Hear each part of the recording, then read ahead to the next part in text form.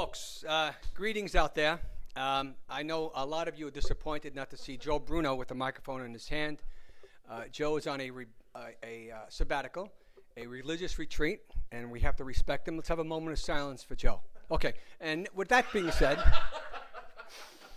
from Studio 710, right, Draft League Live, week number 2 of the third, right? And it's my pleasure to be here, and I appreciate the opportunity to replace Joe, albeit very for 1 week, and I appreciate that also. I was told I have to introduce some of the folks here, and I forgot Kenny's name, but I know his nickname. But he is a gorgeous guy, so and he's rather good looking. So Kenny, forgive me, but you are a good looking guy, and probably about that. The other gentleman, what's this? This is hot off the presses. Oh, wow. Well, I don't know if you know this, but the other gentleman, we know him as Matt Koplowitz. I just got a note about Matt here. He's been elected to become a member of the Sayarat Machal, the elite Israeli special forces have assigned you with guarding Prime Minister of Israel, Bibi Netanyahu. Wow, congratulations. Congratulations. You have to be 50. I'm only 40. All right. Well, congratulations, and I'm glad to announce it first here live on the internet, in the internet's most watched bowling show tonight.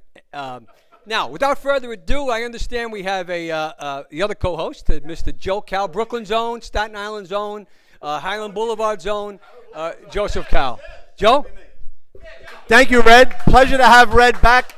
Red filled in for me last year when I was on one of my many Disney cruises that I've been taking a lot of the last couple of years as an employee of the Walt Disney Company. You know, it's good to get that little perk. You know, one of the good things about being an employee, I don't know how long it's going to last, but you got to strike while the iron's hot. Notice, strike while the iron's hot, bowling shows, striking, strike.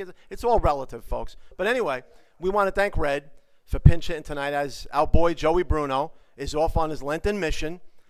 40 days of no social media. Soon as Ash Wednesday comes around, Joe takes his phone, goes down to Father Capodanno, chucks it into the ocean, and that's it for Joe. No more social media. But promise by Easter Sunday he'll have a new phone, probably top of the line phone, and Joe will be back on. That could be. Yes, you could be a guest. Of course you could be a guest. I mean, you're not on social media per se, but you could be seen on social media. So, but Joe will be back on Monday, April 13th, for all those who were wondering. Now, I'm going to bring Red back in because we got a little bit of a different twist tonight. Red is going to introduce our mystery guest. So, Red, come back in here, please, and introduce our mystery guest. I'm going to get off camera. All right, guys, I forgot to tell you, thanks for that, Joe. Don't get my bald spot. I don't want to have. Try to get back with that camera. All right. Well, mystery guest. They've looked hard and long and long and short for this mystery guest, and I would like to introduce him now. And it's no other than Brooklyn's own, Staten Island's own, Joe Cal. Look at that. I'm a guest. Now I'm on the hot seat. And now that mystery is over, I'd like to ask Joe. Joe, how does it feel to be the first co-host of the current top-rated bowling show on the internet to be interviewed by a guest host? Well, you know what, Red? I'm going to say, even though I'm not a Mets fan, everybody knows I pledge my allegiance to the Yankees. I feel like back in the day, remember Kiner's Corner? Okay, I feel like Ralph Kiner getting interviewed by the baseball players. It's like the host of the show is being interviewed by not only another bowler and a fill-in co-host, but this guy's a Hall of Famer right here. And I'm getting interviewed by a Hall of Fame co-host. Joe, this creative idea, I believe, started 3 years ago. About 3 years ago. And was it like a brainstorm? Did it come to you in a dream? Did it come to you after you missed one of your 10 pins? No. How did it come to you? Well, as far as the 10 pins go, when you leave about 10, 11 a night like I do, you're bound to miss one every so often. But anyway, it was a creative idea with myself, my buddy Joe Bruno, Tony the Hound Dog Everett. One night we just happened to be talking and say, you know what? Wouldn't it be a good idea if we, as a goof one night, just grabbed a couple of the bowlers as they were coming in and asked them what their thoughts are about bowling in the draft league? And Joe, correct me if I'm wrong, but I think our first guest might have been we had the girls that night. We had Carolyn Bono, Angela Iannizelli, Melissa Camera, and I think Darcy. And it started with just asking the girls a couple of goofy questions, and now we got a 3-year running goofy show, but we have a good time. So that's the answer. That's pretty cool. I didn't know that. Yeah. That is actually interesting. But I did see you. I have seen you on my secret rendezvous with the practicing lanes, and you wouldn't show in my average, but I do practice a lot. I see you here on Saturday mornings.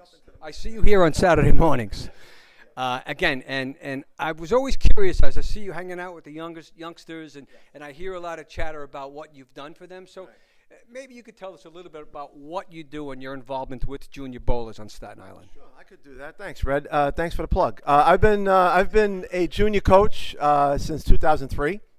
Coached a lot of the current young bowlers that bowl in this league right now.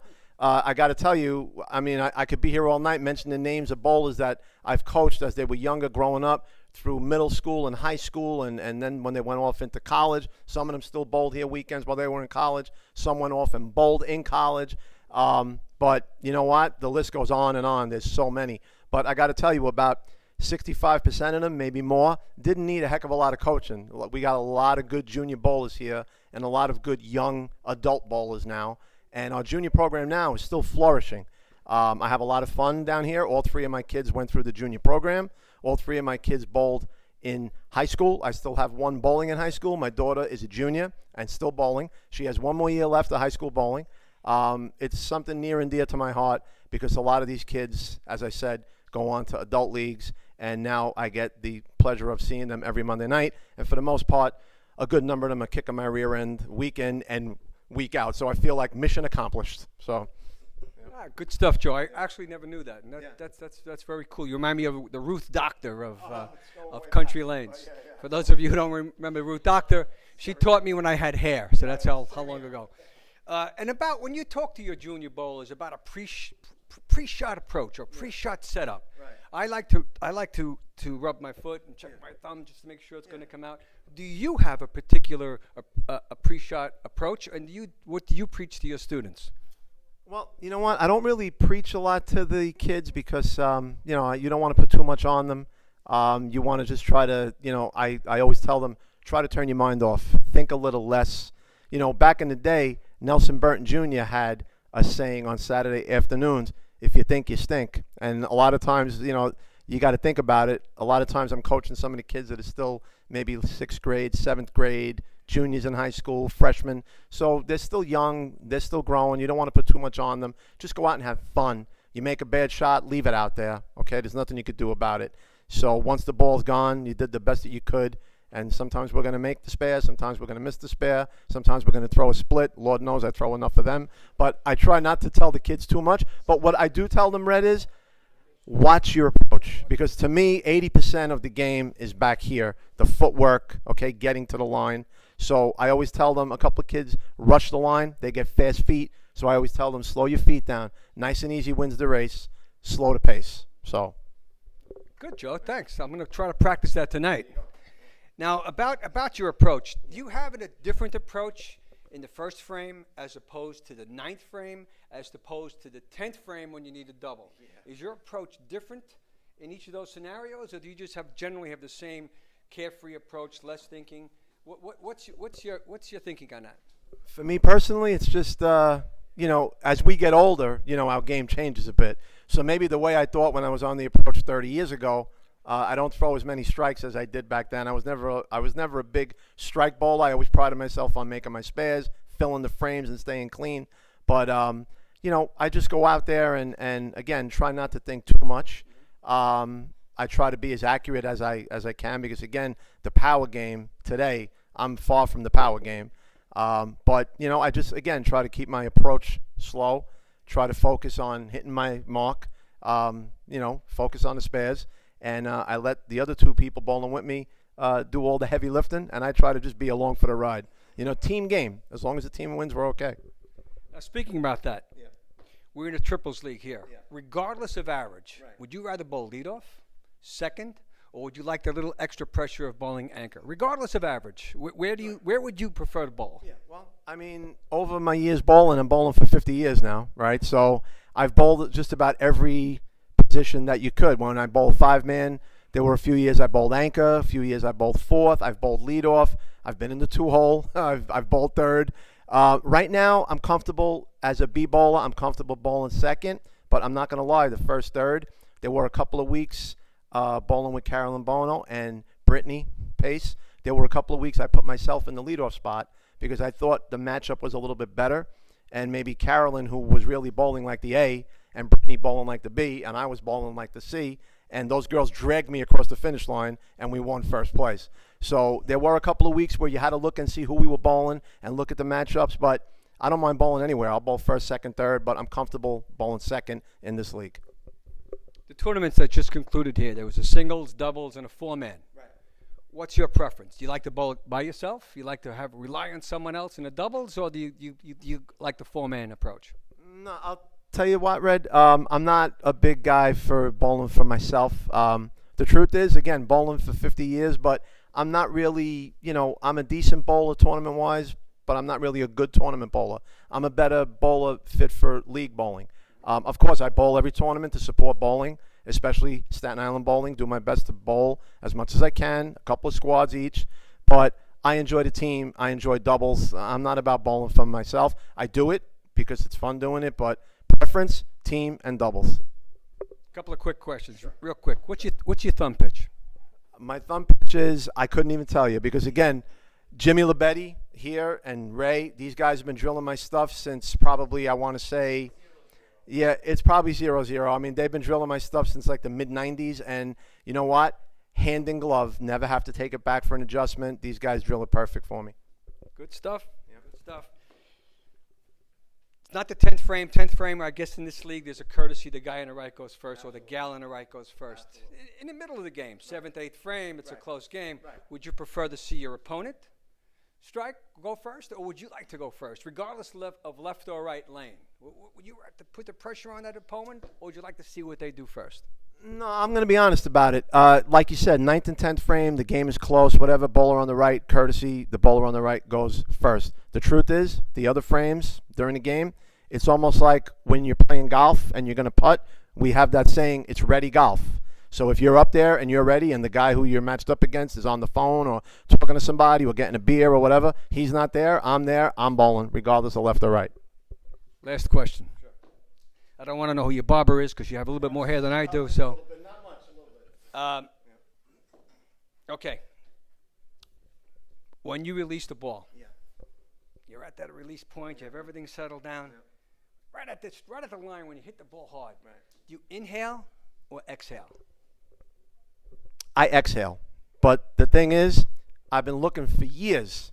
I got to find a place where I could buy fingers because, Red, I have no fingers. So if they're ever running a discount price here in the pro shop, I could buy myself a couple of fingers because I got maybe like a rev and a half on the ball. Maybe a rev and a half. On a good night, maybe 2 revs.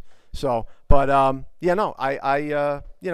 always exhale. To me, it's all about, I'll take a deep breath when I'm on the approach, and as I'm letting it go, I try to exhale. Breathe in, breathe out, but as you're going to let it go, that's me. I exhale. Well, you heard it here first. The man exhales, and he said that without hesitation. Someone asked me that recently in the middle of a match, and then it took me 9 frames to figure out what if I inhaled or exhaled. And during the course of those 9 frames, I didn't bowl very well, but that's good that you have that under control. My portion of tonight's event is over, and I really enjoyed myself, and I actually learned a lot from this gentleman. And I mean gentleman in the highest degree. I hope I did well for Joe Bruno. I probably didn't. Viewership's going to go down by 6 or 7 people. Again, gorgeous and a member of the SWAT team. My pleasure. Peace out, Joseph. I'm going to send the show off now. Should I jump off camera and then come back in as the co-host? I don't think so. But anyway, folks, I want to say thanks to Red. He did a tremendous job filling in for our boy Joe B, who's on Lenten sabbatical. This portion of the show now, tonight, Lowe's Bowler of the Week. And folks, good friend of the show, one of the good young junior bowlers I was just talking about a few minutes ago that I had the pleasure of coaching when he bowled in Penrose Junior Bowlers, Jason Katz. I don't even have to look. Jason, happens to all of us, bud. Don't worry about it. You know what? Some nights the bowling gods don't smile on you. It happens. Jason went at 528 last week. Listen, kid, you're still an A bowler in my book. You don't have to worry about it. Go to Lowe's on us. Buy yourself a fixture, a feather duster, whatever you want to do. But, folks, I do have news for next week. Our special guest co-host in Joe Bruno's Week 2 absence is going to be none other than Tony the Hound Dog Everett.